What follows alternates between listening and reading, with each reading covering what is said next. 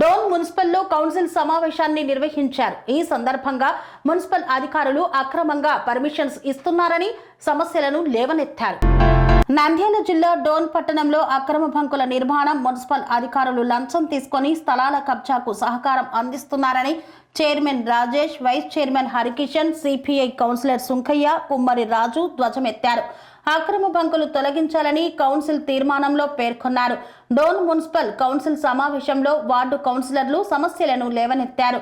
అలాగే ప్రజల సమస్యలు, మున్సిపల్ కార్మికుల సమస్యలు, స్ట్రీట్ వండర్స్, అసంఘటితంగా కార్మికుల సమస్యలు, ఆటో కార్మికుల సమస్యలు, కౌన్సిల్లో సమస్యలపై చర్చలు జరిపారు. డోన్ మున్సిపాలిటీలో పనిచేస్తున్న డైలీ వేజెస్ 20 మంది కార్మికులకు యథావిధిగా కొనసాగించుటకు రాష్ట్ర ప్రభుత్వ అనుమతి తీసుకొని అబ్కాస్లోకి తీసుకోవాలని కోరారు. పేరంటాలమ్మ గుడి దగ్గర పట్టాలు పొంది ఇంటి నిర్మాణం చేసుకుంటున్నామని, వారికి ఆటంకాలు కలిగించకుండా పక్కా గృహాలు మంజూరు చేయాలని ఈ మున్సిపల్ సమావేశంలో వార్డు కౌన్సిలర్లు తెలిపారు.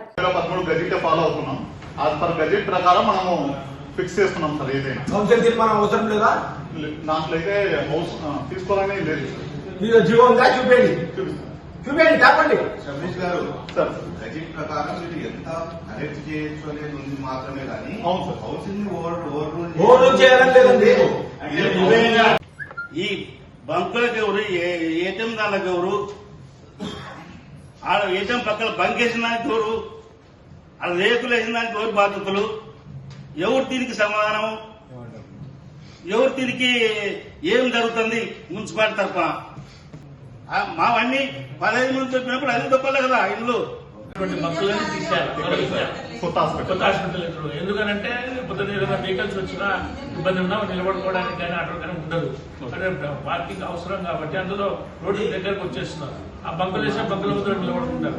హాస్పిటల్ ముందు ఉన్న బంకులన్నీ తీసేయండి. అంటే ప్రజల సొమ్ము దుర్వినియోగం చేసేదేనా? ఈ నుంచి ట్రాక్టర్ డీజిల్ ఎంత, ఏం కదా? అందులో పైగా ఇక్కడ చెత్తలు ఎచ్చేదంతా ఆపేస్తున్నారు. ఊర్లో ఎంత మటుకు శానిటేషన్ జరుగుతున్నది అందరికీ తెలిసేదే. ఎంత ఘోరమైన పరిస్థితిలో ఉంది కూడా. మరి ఈ ట్రాక్టర్లను కూడా అడిగి పంపిస్తే ఒక రోజంతా చెత్త ఏమంటే ఈరోజు బుధవారము హాఫే కదా పోతే పోయిందిలే అని చెప్పి పంపిస్తారు. ఏంటంటే ఇది పరిపాలన?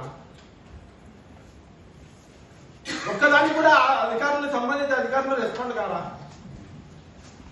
ఒక వైస్ చైర్మన్, గౌరవ వైస్ చైర్మన్ గారికి మర్యాద లేదా? అసలు వైస్ చైర్మన్ లేదంటే రిజైన్ చేసుకోవడం పండి, అధికారులే పరిపాలన చేసుకోమనేది. అంత నిర్లక్ష్యమా చెప్తుంటే? ఎందుకు ట్రాఫిక్ కోసమో ఇంకో దానికోసమో చెప్పిటాం. మా స్వార్థం ఏముండదు దానిలో చెప్పిన దానిలో. దీనికి ఎవరు సమాధానం చెప్తారో చెప్పండి. పోతున్నారు అది ఎవరు చెప్తున్నారో, ఎవరు చేస్తున్నారో ఏమీ తెలియడం లేదు. అదే పేరుతో ఇప్పుడు గౌరవ కోఆప్షన్ మెంబర్ గారు చెప్పినట్టు పోలీస్ డిపార్ట్మెంట్ వారు అక్కడ పెట్టే ఏటీఎం దగ్గర కానీ అక్కడ యాక్చువల్ గా ఆటో స్టాండ్ పెట్టాలని, ఆటో స్టాండ్ కోసమే ఒక పిల్లని ఖాళీ చేసి ట్రాఫిక్ కోసం ఖాళీ చేయించి ఆటో స్టాండ్ అక్కడ పెట్టుకోండి కానీ ఆటో యూనియన్ ని రిక్వెస్ట్ చేస్తే వాళ్ళు ఒప్పుకొని ఆ పిల్లని ఖాళీ చేసి మరీ ఆడ పెట్టారు. కానీ మనం ఆడ ఇప్పుడు ఆటో స్టాండ్ పెట్టుకోవడానికి 2 ఆటోలు పెట్టుకోవడానికి స్థలం లేకుండా చేసి పెట్టినారు. తర్వాత 18 అదే ఏటీఎం పక్కన 22వ షాపు, 21వ షాపు కిరాణా అంగడి పెట్టారు. వాళ్ళు 18,000 రూపాయలు బాడీకి కట్టుకున్నాం మనకి మున్సిపాలిటీకి. దాని పక్కనే ఇప్పుడు ఒక కొత్త వారం రోజులు డూమే పిలిచి దాని పక్కన ఏటీఎం. అంటే ఇంకా ఆ షాప్ కనబడియద్దా? ఆ షాపు వ్యాపారం చేసుకోవద్దా? ఆ పక్కన చూస్తే కూరగాయల మార్కెట్ షాపులు కాదని డేరాల ముందుకేసి షామాన్ వేసుకొని మరీ అంగడి నడిపిస్తున్నాడు. కూరగాయల మార్కెట్ లో పెట్టుకున్న షాపుల జోలికి ఎవరు పోటీ కొనుక్కోవడానికి ఇంకేమైనా బయట నుంచి దొరుకుతున్నాయో పోతాం. అంటే లోపల పెట్టుకున్న కూరగాయల షాపుల వ్యాపారం జరగకూడదా? ఈ పక్కన కిరాణా అంగడి రోడ్డు కనబడేయకుండా పోతే వానికేం వ్యాపారం జరుగుతుంది? ఏంటి మన పరిపాలన?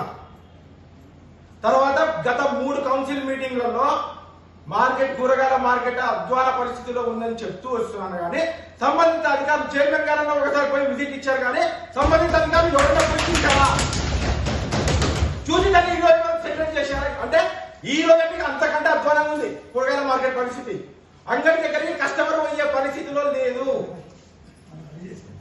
తర్వాత పర్యావరణ దినోత్సవానికి మొక్కలు కావాలని చెప్పే కరెక్టే, గవర్నమెంట్ నాటాలని చెప్పే కరెక్టే, మంచి ప్రోగ్రామ్.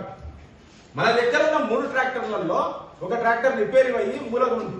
అది ఇంతవరకు రిపేర్ చేయడం లేదు బికాస్ ఆఫ్ ఫండ్స్ లేక. సరే ఓకే, ఉన్న 2 ట్రాక్టర్లను చెత్త ఎత్తడానికి దానికి వాడాలా కానీ అదే పనిగా పాండ్యం కొరకు పాండ్యం పోయి మొక్కలు ఎత్తడానికి ఈ నుంచి ఆట పంపిస్తారంటే ఈ ఊళ్ళో చెత్త అవుతుందా?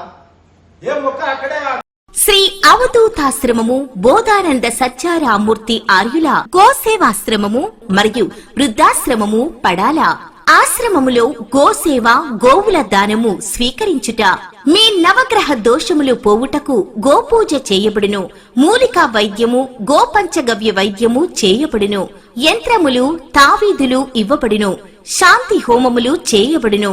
మీ ఆత్మీయుల పుట్టినరోజు, పెళ్లి రోజు మరియు వర్ధంతి వంటి ముఖ్యమైన దినములలో గోసేవ లేదా అన్నదానం చేయదలిచిన వారు సంప్రదించండి.